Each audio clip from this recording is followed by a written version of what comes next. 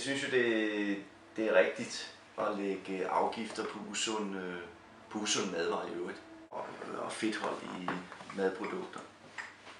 Men det skal jo selvfølgelig ikke gå over gevind. Men jeg tror, det er det eneste, der virker. Altså det der økonomiske incitament, det er det, der virker, når folk de skal kigge på, hvad de spiser.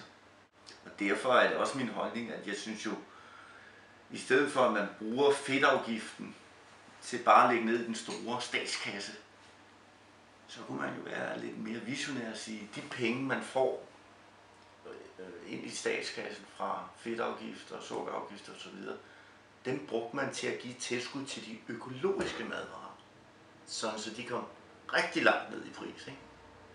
Fordi det ville jo gøre, at man så valgte, eller typisk ville man så vælge økologiske madvarer, fordi de var billigere. Ja. Så det ville være min politiske vision med sådan noget, men det ved jeg, det har man ikke gjort. Det tror jeg ikke. Men jeg tror, der er nogen, der tænker over det. Og det er jo et skridt i den rigtige retning. Men jeg tror ikke, de vil ændre sig markant. Nej. Formålet er, at vi i det her land siger, at usunde madvarer med en stor fedtprocent, de får en afgift.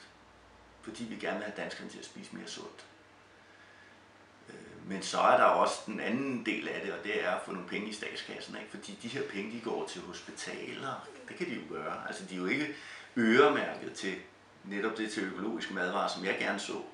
Men de ryger ned i en stor kasse, og så går de til hospitaler og til kommunerne og til skoler og alt det der, vi nu bruger penge på her i velfærdssamfundet. Ja, men afgifterne rammer alle, rig som fattige. Så det er ikke noget med, at de kun vil ramme de fattige eller dem, som ikke har så mange penge. Men det gør jo nok, at vi måske vil opleve, at nogle af dem, som ikke har så mange penge, de vil måske spise sundere. Ja. Ikke? Det er jo det. Og det synes jeg jo er en god ting.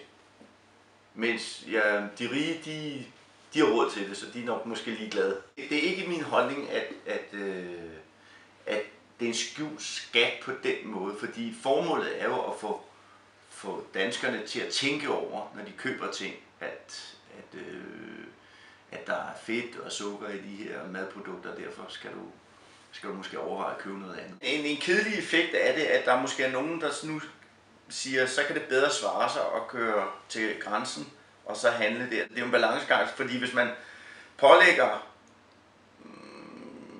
lægger alt for store afgifter på slik for eksempel, jamen så oplever du, at alle danskere de kører til grænsen, ikke?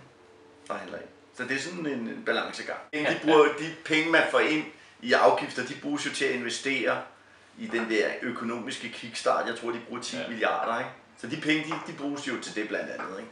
Så det mener jeg ikke overhovedet. Jeg mener ikke, der er noget løftebrud det der overhovedet. Det er bare noget Venstre og Konservative har fundet på at sige. Yes.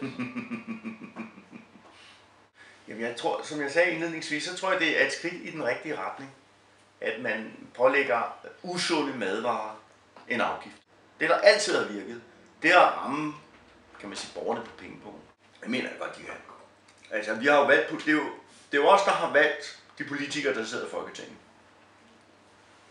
Og som jeg sagde, det der virker, det er økonomiske incitamenter, altså når man pålægger forskellige produkter med videre afgifter.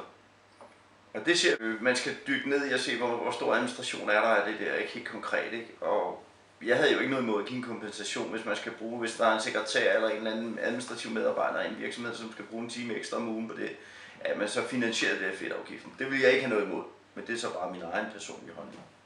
Sådan så det bliver udgiftsneutralt for de virksomheder, som producerer de produkter, hvor der er pålagt fedtafgift.